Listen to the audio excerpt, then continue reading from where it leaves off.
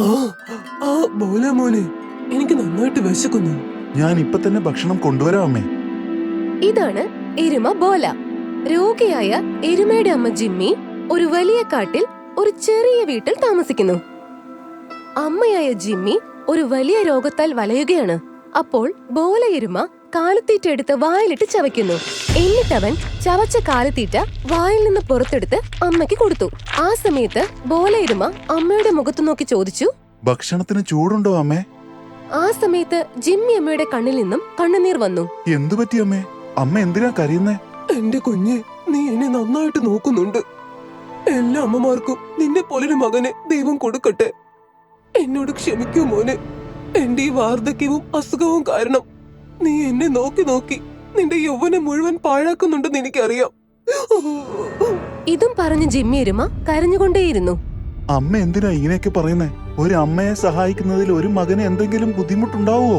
അമ്മയ്ക്ക് വേണ്ടി ഞാൻ എന്റെ ചെറുപ്പം മാത്രമല്ല, എന്റെ മുഴുവൻ ജീവിതവും ഞാൻ അമ്മയ്ക്ക് വേണ്ടി സമർപ്പിക്കുന്നതാണ്. അങ്ങനെ അവിടെ നിന്നും രണ്ടുപേരും പരസ്പരം സംസാരിച്ചു. പ്രായാധിക്യം മൂലം ജിമ്മി എരുമയുടെ വായിൽ പല്ലില്ലായിരുന്നു. അതിനാൽ തന്നെ ബോല തന്റെ അമ്മയെ നന്നായി നോക്കി. അങ്ങനെ കുറച്ചു സമയത്തിന് ശേഷം ജിമ്മി എരുമ ഉറങ്ങി. അമ്മ ഉറങ്ങിയല്ലോ.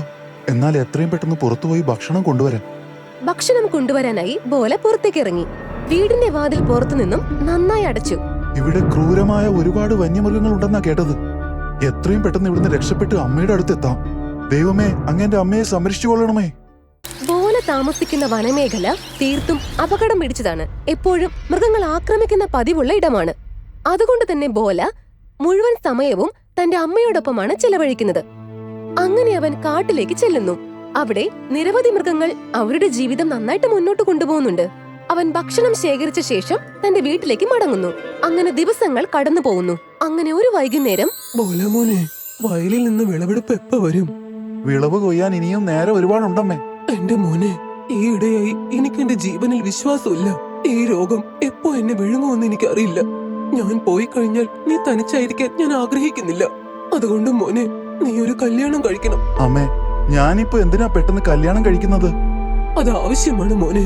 നീ കല്യാണം കഴിച്ചു കഴിഞ്ഞാ നിനക്ക് കുറച്ചധികം വിശ്രമം കിട്ടും മോനെ. നിന്റെ സ്ഥാനത്ത് എന്റെ മരുമകൾ എന്നെ നോക്കും. അമ്മ പറയുന്നത് ശരിയാ അമ്മേ. പക്ഷെ എന്നെ പോലെ എന്റെ ഭാര്യയ്ക്ക് അമ്മയെ സംരക്ഷിക്കാൻ പറ്റുമോ? അതൊന്നും എനിക്കറിയില്ല മോനെ. ഞാൻ വാക്ക് കൊടുത്തിട്ടുണ്ട്. ഞാൻ ജീവിച്ചിരിക്കുമ്പോ തന്നെ നീ വിവാഹം കഴിക്കുമെന്ന്. അയ്യോ അമ്മേ, അമ്മ എന്തിനാ വാക്ക് കൊടുത്തത്? നീ എന്നെ നിന്റെ അമ്മയായിട്ട് കണക്കാക്കുന്നുണ്ടോ? നീ എന്നെ സ്നേഹിക്കുന്നുണ്ടോ? എങ്കിൽ എത്രയും വേഗം കല്യാണം കഴിച്ച് ഒരു മരുമകളെ ഇങ്ങോട്ട് കൊണ്ടുവരണം. അമ്മയുടെ ശബ്ദം കേട്ട് ബോല അസ്വസ്ഥനായി. പിന്നീട് അവൻ വിഷമിച്ച് മുറ്റത്തേക്ക് പോയിരുന്നു. ബോലയ്ക്കുള്ളത് ഈ ഒരു ചെറിയ വീടും പിന്നെ വലിയ കൃഷിയിടവും കൂടാതെ ധാരാളം പണവുമായിരുന്നു. ബോലയുടെ പേര് പോലെ തന്നെ അവൻ സ്വഭാവത്തിലും വളരെയേറെ നിഷ്കളങ്കനായിരുന്നു. ഈ സമയത്ത് ജിമ്മിയമ്മ വീട്ടിലിരുന്ന് പ്രയാസപ്പെട്ടു. ബോല മോനെ, നീ എന്നോട് ക്ഷമിക്കണം. ഞാൻ നിന്നെ വിവാഹത്തിനായി കൂടുതൽ നിർബന്ധിക്കുന്നുവെങ്കിൽ നീ വളരെ നിഷ്കളങ്കനാണ് മോനെ. ഞാൻ പോയതിനു ശേഷം നീ ഇവിടെ ഒറ്റയ്ക്ക് അലയുന്നത് എനിക്ക് ഒട്ടും സഹിക്കാനാവില്ല മോനെ. നിന്റെ ജീവിതത്തിൽ ഒരു ജീവിത പങ്കാളി വന്നാൽ നിന്നെ കുറിച്ചുള്ള എന്റെ എല്ലാ ആശങ്കകളും നീങ്ങും മോനെ. ജിമ്മി ബോലയെ വളരെയധികം സ്നേഹിച്ചിരുന്നു. മറുവശത്ത് ബോല തന്റെ അമ്മയ്ക്ക് വേണ്ടി ജീവൻ ത്യജിക്കാനും. അമ്മയ്ക്ക് വേണ്ടി ഞാൻ കല്യാണം കഴിച്ചേ പറ്റൂ. പക്ഷെ എന്നെ ആര് കല്യാണം കഴിക്കും? ഇവിടെ നാട്ടിലുള്ള എല്ലാവരും എന്നെ കളിയാക്കുകയാണല്ലോ. ഇവിടെ എല്ലാവരും എന്നെ ഭീരു എന്നാ വിളിക്കുന്നേ. ബോലയുടെ സ്വഭാവം കാരണം എല്ലാവരും അവനെ ഫട്ടോ ബീര എന്നാണ് വിളിച്ചിരുന്നത്. കാരണം ബോല ആരോടും വഴക്കുണ്ടാക്കാൻ പോകാറില്ലായിരുന്നു. അങ്ങനെ അവൻ അവിടെയുള്ള എല്ലാവരോടും തന്റെ വിവാഹത്തെക്കുറിച്ച് പറഞ്ഞു. നിനക്കോ കല്യാണോ? എടാ തിരുമണ്ട, ആർക്കെങ്കിലും വല്ല ഭ്രാന്തും ഉണ്ടോടാ നിന്നെ പോലുള്ള ഒരു മണ്ടനെ കല്യാണം കഴിക്കാൻ? ആ സമയത്ത് അതുവഴി ഒരു ഹിപ്പോപ്പൊട്ടാമസ് വന്നു. അങ്ങനെ അവൻ നിരപരാധിയായ എരുമയെ ശക്തമായി അടിച്ചു വീഴ്ത്തുന്നു. ഇത് കണ്ട് എല്ലാ മൃഗങ്ങളും ഉറക്കെ ഉറക്കെ ചിരിക്കാൻ തുടങ്ങി. കാട്ടിലുള്ള എല്ലാ ജീവികളും ബോലയോട് ഇത്തരത്തിൽ മാത്രമായിരുന്നു പെരുമാറിക്കൊണ്ടിരുന്നത്. എല്ലാവരും അവനെ ഉപദ്രവിക്കുമായിരുന്നു. ഞാൻ വേണമെങ്കിൽ നിന്നെ കല്യാണം കഴിക്കോടാ. അങ്ങനെ എല്ലാവരും ഉറക്കെ ഉറക്കെ ചിരിക്കാൻ തുടങ്ങി. നോക്ക്, ഞാൻ ആകെ പ്രശ്നത്തിലാ. എനിക്ക് എന്തായാലും കല്യാണം കഴിക്കണം. അമ്മയ്ക്ക് തീരെ വയ്യ. അമ്മയുടെ അവസാന ആഗ്രഹമാണ് എന്നെ കല്യാണം കഴിപ്പിക്കുക എന്ന്. ഞാൻ നിങ്ങളോടൊക്കെ അഭ്യർത്ഥിക്കുകയാണ്. ആരെങ്കിലും എന്നെ കല്യാണം കഴിക്കുകയാണെങ്കിൽ ഞാൻ അവരെ ജീവിതകാലം മുഴുവൻ സംരക്ഷിക്കും. ഒന്ന് പോടാ മണ്ട. ചെറിയ ചെറിയ പ്രാണികൾ പോലും നിന്നെ ഉപദ്രവിക്കുന്ന ഞാൻ കണ്ടതല്ലേ. എല്ലാരും നിന്നെ കളിയാക്കുക. നിന്നെ പോലൊരു വീട്ടിൽ ആര് കല്യാണം കഴിക്കുമെന്നാ? എപ്പോഴത്തേതും പോലെ ബോലയെ എല്ലാവരും ചേർന്ന് കളിയാക്കിക്കൊണ്ടേയിരുന്നു. അങ്ങനെ നിരപരാധിയായ ബോല അവിടുന്ന് സങ്കടപ്പെട്ടു പോവുകയുണ്ടായി. അങ്ങനെ പോകുന്ന വഴിക്ക് ബോല ഒരു എലിയെ കണ്ടു. എന്താടാ ബോല, നീ എങ്ങോട്ടാടാ പോകുന്നേ?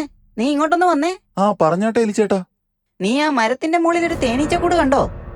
അത് പൊട്ടിച്ച് നിനക്ക് എനിക്ക് തരാൻ സാധിക്കുവോ? ബോല ആ സമയം തന്നെ തേനെടുത്ത് എലിക്ക് നൽകുന്നു. പിന്നീട് എല്ലാ തേനീച്ചകളും ചേർന്ന് ബോലയെ കടിക്കാൻ തുടങ്ങി. അയ്യോ, എന്നെ കടിക്കല്ലേ, എന്നെ കടിക്കല്ലേ. തേനീച്ച ബോലയെ കഠിനമായി കടിച്ചു. വേദന കൊണ്ട് പൊളഞ്ഞ ബോല ഉറക്കെ ഉറക്കെ കരയാൻ തുടങ്ങി. ആ സമയം അവിടെ ഉണ്ടായിരുന്ന എലി ഉറക്കെ ഉറക്കെ ചിരിക്കാൻ തുടങ്ങി. ഇത്രയും വലിയ പോത്തായിട്ടും ഇവൻ ഇപ്പോഴും ഒട്ടും ബുദ്ധി വന്നിട്ടില്ലല്ലോ. അങ്ങനെ ബോല അവിടെ നിന്നും ഓടിപ്പോയി. ഇങ്ങനെയുള്ള വിഡ്ഢികൾ എപ്പോഴും കിട്ടുകയാണെങ്കിൽ എനിക്ക് എപ്പോഴും നല്ല രസമായിരിക്കും. കാട്ടിലെ എല്ലാ ജീവജാലങ്ങളും ബോലയുടെ നിഷ്കളങ്കതയെ കളിയാക്കുകയും അത് മുതലെടുക്കുകയും ചെയ്തുകൊണ്ടേയിരുന്നു. അങ്ങനെ ബോല വീട്ടിലേക്ക് തിരിച്ചെത്തി. പിന്നീട് കുറച്ചു ദിവസങ്ങൾക്ക് ശേഷം ബോല വനത്തിലെ ജീവികളുടെ അടുത്തേക്ക് പോയി വിവാഹത്തിന്റെ കാര്യം പറഞ്ഞു. പക്ഷെ അവിടെ ആരും തന്നെ ബോലയെ വിവാഹം കഴിക്കാൻ തയ്യാറായതേയില്ല. ഒരു എരുമ പോലും ആ കാട്ടിൽ ഉണ്ടായിരുന്നില്ല. അങ്ങനെ ഒരു വൈകുന്നേരം ബോല ചമേലിയാടിന്റെ അടുത്തേക്ക് എത്തി. ചമേലിയാട് ആ കാട്ടിൽ താമസിക്കുന്നവളായിരുന്നു. അവൾ അനാഥയും കൂടിയായിരുന്നു. ചമേലി, നിനക്ക് എന്നെ കല്യാണം കഴിക്കാൻ പറ്റുമോ? ഞാൻ എപ്പോഴും നിന്നെ സംരക്ഷിച്ചു കൊള്ളാമെന്ന് വാക്ക് തരുന്നു. എടാ ഭീരുവായ പോലെ, നിന്നെ പോലൊരു ഭീരുവിനെ ആരാണ് കല്യാണം കഴിക്കുന്നത്? നിന്നെ എപ്പോഴും എല്ലാവരും കളിയാക്കുന്നുണ്ടല്ലോ. അതുകൊണ്ട് തന്നെ ചെല്ല്, ഞാൻ നിന്നെ ഒരിക്കലും കല്യാണം കഴിക്കില്ല. അങ്ങനെ പറയല്ലേ ചമേലി. ഞാൻ വളരെ പ്രതീക്ഷയോട് കൂടിയാണ് ചമേലിയുടെ അടുത്ത് വന്നത്. ഞാൻ ജീവിതകാലം മുഴുവൻ നിന്നെ നോക്കിക്കോളാം. ചമേലി അവനോട് നടക്കില്ല എന്ന് പറഞ്ഞു. പക്ഷെ ബോല അവളോട് വീണ്ടും വീണ്ടും അപേക്ഷിക്കാൻ തുടങ്ങി. ചമേലിയാട് മനസ്സിൽ പറഞ്ഞു, ബോലയ്ക്ക് വലിയ കൃഷിയിടവും വലിയ വീടും ധാരാളം പണവും ഉണ്ടെന്ന് ഞാൻ കേട്ടിട്ടുണ്ട്. ഇവനെ കല്യാണം കഴിച്ച് ഞാനത് മുതലാക്കണോ? എന്നാ ശരി, എനിക്ക് നിന്നെ വിവാഹം കഴിക്കാൻ സമ്മതമാണ്. പക്ഷെ ഒരു നിബന്ധനയുണ്ട്. എന്ത് ഡിമാൻഡ്? ഞാൻ നിന്നെ വിവാഹം കഴിക്കാം, പക്ഷെ നമ്മുടെ വിവാഹം ശരിക്കുള്ള വിവാഹമായിരിക്കില്ല. അത് വെറും നാടകമായിരിക്കും. എന്ത്?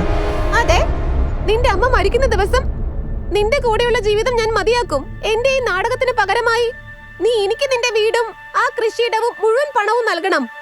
നിനക്ക് സമ്മതമാണെങ്കിൽ പറയൂ, ഞാൻ നിന്നെ വിവാഹം കഴിക്കാം. ഇത് കേട്ട പോലെ ചിന്തിക്കാൻ തുടങ്ങി. ഞാൻ എന്റെ കയ്യിലുള്ളതൊക്കെ ഇവൾക്ക് കൊടുത്താൽ എന്റെ അടുത്ത് അവസാനം എന്തുണ്ടാവും? പക്ഷെ അമ്മയെക്കാൾ വലുതല്ല ഒന്നും. അമ്മയ്ക്ക് വേണ്ടി ഇവളുടെ ഡിമാൻഡ് അംഗീകരിച്ചേ പറ്റൂ. ചമേലി ആടിന്റെ നിബന്ധന ബോല അംഗീകരിക്കുന്നു. അതിനുശേഷം വനത്തിലെ എല്ലാ ജീവജാലങ്ങൾക്കും നടുവിൽ ഇരുവരും വിവാഹം കഴിക്കുന്നു. തുടർന്ന് ബോല ആടിനെ തന്റെ വീട്ടിലേക്ക് കൊണ്ടുവരുന്നു. അമ്മേ, നോക്കിക്കേ, ഞാൻ കല്യാണം കഴിച്ചു. ബോലയുടെ അമ്മ ജിമ്മി മകന്റെ വിവാഹം കഴിഞ്ഞത് കണ്ട് സന്തോഷിക്കുന്നു. അങ്ങനെ കുറച്ചു ദിവസങ്ങൾക്ക് ശേഷം ചമേലിയാട് വീടിന്റെ മുറ്റത്ത് ഇരിക്കുകയായിരുന്നു. ഞാൻ ഈ ബോലയെ ഇപ്പോ നല്ലൊരു വിഡ്ഢിയാക്കി മാറ്റി കഴിഞ്ഞു. ഇനി ബോലയുടെ അമ്മയുടെ മരണമാണ് എന്റെ ലക്ഷ്യം. അതിനുശേഷം എല്ലാ സ്വത്തും എന്റെ പേരിലാകും. ആ സമയം രണ്ട് ക്രൂരരായ സിംഹങ്ങൾ ചമേലിയാടിന്റെ അടുത്തേക്ക് എത്തി. എടാ റംഗീലേ, ഇന്ന് ആടാണല്ലോ നമ്മുടെ ശാപ്പാട്. എന്റെ ദൈവമേ, ഈ സിംഹങ്ങൾ എവിടുന്ന് വന്നു? ഇവരെന്നെ ഇപ്പൊ കൊല്ലും. ഞാൻ ഇനി എന്ത് ചെയ്യും? വീടിന്റെ അകത്ത് ജിമ്മിയമ്മ ഉണ്ടായിരുന്നു. പക്ഷെ ബോല ആ സമയം അവിടെ ഉണ്ടായിരുന്നില്ല. നീ ഓടി രക്ഷപ്പെടാനൊന്നും ശ്രമിക്കണ്ട.